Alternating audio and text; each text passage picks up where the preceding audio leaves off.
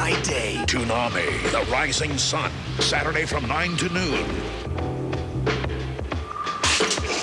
It's been a long time coming. I'm this old. I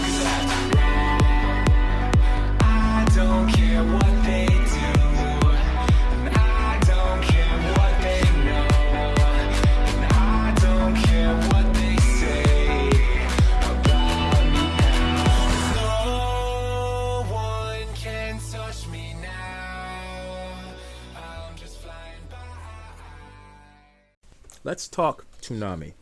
So, in all honesty, what can I say about Toonami that honestly hasn't already been said?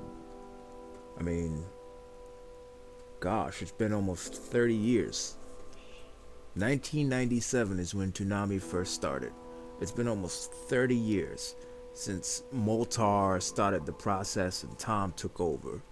Toonami itself brought anime into a whole new light. It made anime more mainstream. It left it intact to where a lot of it wasn't cut out and Americanized for American consumption. A lot of the, I guess you could say, cultural aspects of anime were left in it, and that's what made Toonami great. I legitimately grew up watching anime and Toonami and cartoons and stuff like that. Toonami was the thing that introduced it in a more mainstream light. When it came around, it was this crazy new exciting thing. You know, it supplied all of the anime, all of the action, all of the excitement you can get from animation in that little time slot block every single day at a specific point in time. Now mind you, over the years, Toonami has jumped time slots a lot. From being on Saturday mornings to being on weekday afternoons every day to only coming on once a week at night on Saturday evening at like 12 in the morning. It's been like that for a very long time, and it's crazy because Toonami became a cultural phenomenon. It bridged a gap that we didn't even know was there.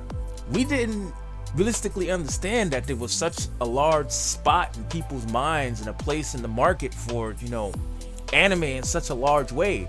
I mean, other TV networks did it. I can remember when Sci-Fi used to do it, but Sci-Fi didn't do it all that successfully because Sci-Fi again made the same mistake.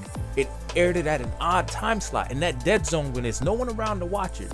Don't get me wrong, a lot of the anime that Sci-Fi Channel aired was a little bit more mature, like Akira, Dominion Tank Police, Nomyn. There's a couple other ones I can't really remember. There was one really popular big one. Tokim. That was another one that Sci-Fi Channel had aired.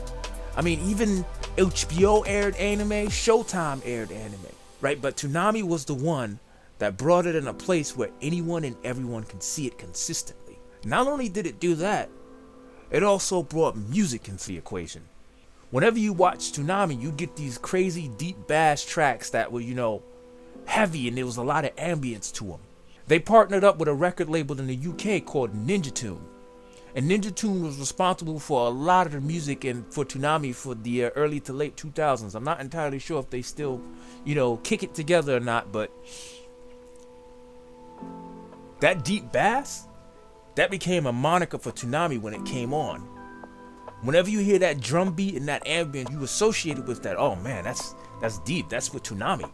But on top of that, it actually brought popular culture into the mix. After a while, Tom started, you know, giving his own personal opinions of what he thought was going on in the world with video games, movies, and all sorts of crazy stuff. And Toonami was one of the first, and I kid you not, Toonami was one of the first to do this.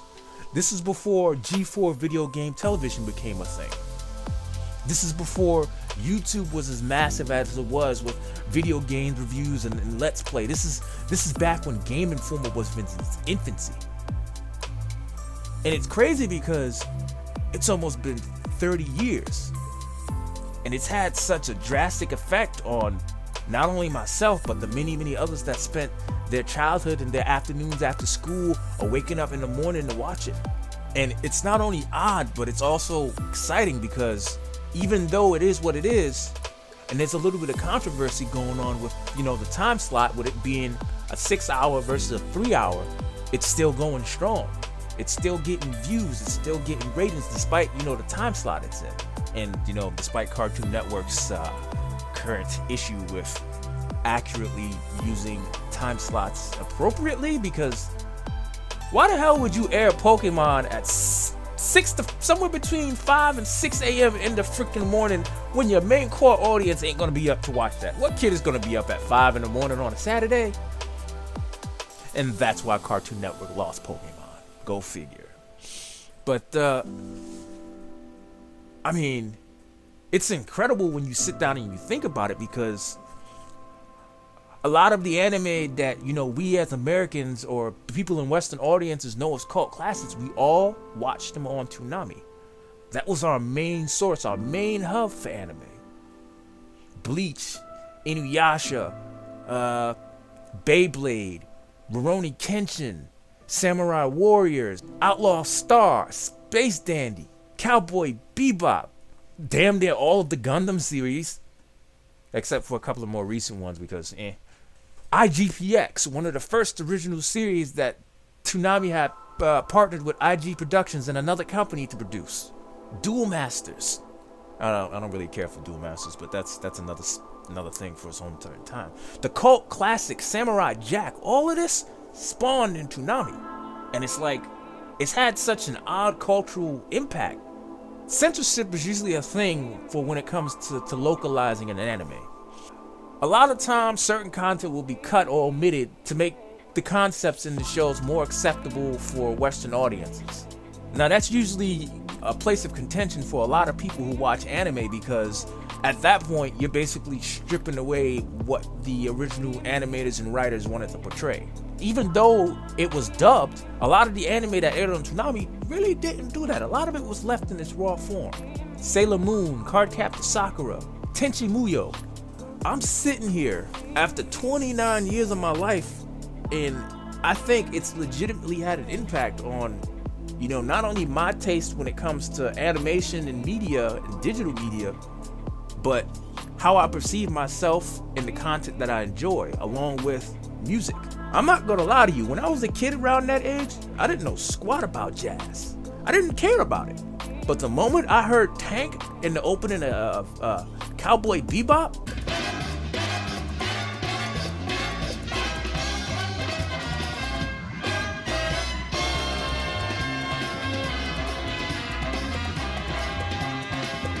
I was hooked. The end of Inuyasha, I was hooked on that. Heck, I even still listen to some of the opening theme songs. Yu Yu Hakusho, widely regarded as one of the better anime shows in history. Sitting here legitimately thinking about it, Toonami is a phenomenon. It's not only bridged my generation, but it's also bridged the gap with the generations that came after me and a couple of that came before me. All united under the single banner of, we like anime. We like this content. We like the storytelling. We like the visual appeal. Some of us do it for the anime titties. I'm not gonna say I'm not victim to that one altogether, but that is a story for another day.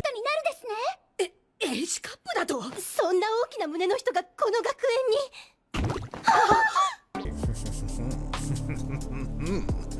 But thinking back on it, Toonami Midnight Run, Toonami in the afternoon, Toonami when it was on Saturday morning, Code Lyoko, Blue Dragon. It's crazy because it's brought all of this content, all of this amazing content that's not only influenced the marketplace, but it's also influenced other Western animation studios. Because let's talk about Ben 10. You can clearly see where the art styles come from, especially when it went into Ben 10 Alien Force.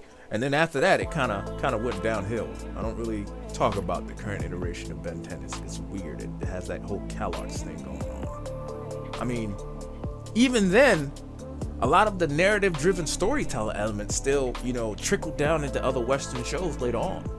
Regular show. At one point, it seems like, oh, this is just a simple slice-of-life cartoon, but later on, there was an overarching theme and underlying stories that developed to the point where the regular show had a couple of movies that associated to it that had a overarching theme that ended up with the series ending with Pop sacrificing himself to save everyone. A lot of cartoons in Western regions didn't do that. Anime did though. And man, it's just, I'm not gonna say it's odd, but it's kind of exciting when you think about it. I, as an individual, my taste was shaped by a bunch of people who also liked anime, who wanted to bring it all into one place where anyone could sit down and watch it. It's amazing, actually. And honestly, I'm glad. I'm glad it's going on for this long. I'm glad that they took the time to flush out the universe with Tom 2, and Sarah, and the total immersion events that they did back in the day, and they still currently do. That basically tells of Tom's is currently telling of Tom's origin, or when the Intruder event happened, or the several giveaways they had did. Sly Cooper, the Ben 10 live action movie where they gave away that car. And dude, if you're out there and you won that car, please tell me how that car drove. If you still got it, please tell me how it drives. Because I was always curious as I got older and I got more into vehicles, what kind of car was that car built off of? I'm going to leave it at that. And I guess I'm not going to sit here and reminisce in the shadows of my twilight of my childhood, but I'm going to take that with me and I'm going to move forward, as I get older. And I'm going to continue to introduce younger people to, Toonami and anime and this different style of storytelling and content creation. Hopefully get someone out there who's more interested in continuing further and getting into animation or something like that. Maybe they'll go, my hope is they'll go independent and they'll write their own series. It might turn into something. It might be the next regular show, the next Adventure Time, the next Infinity Train, Mau Mau, We Bear Bears. You never know. And Toonami will have played a role in it. So I guess I'm going to leave it at that. Stay Toonami faithful. I'm heading out. Later.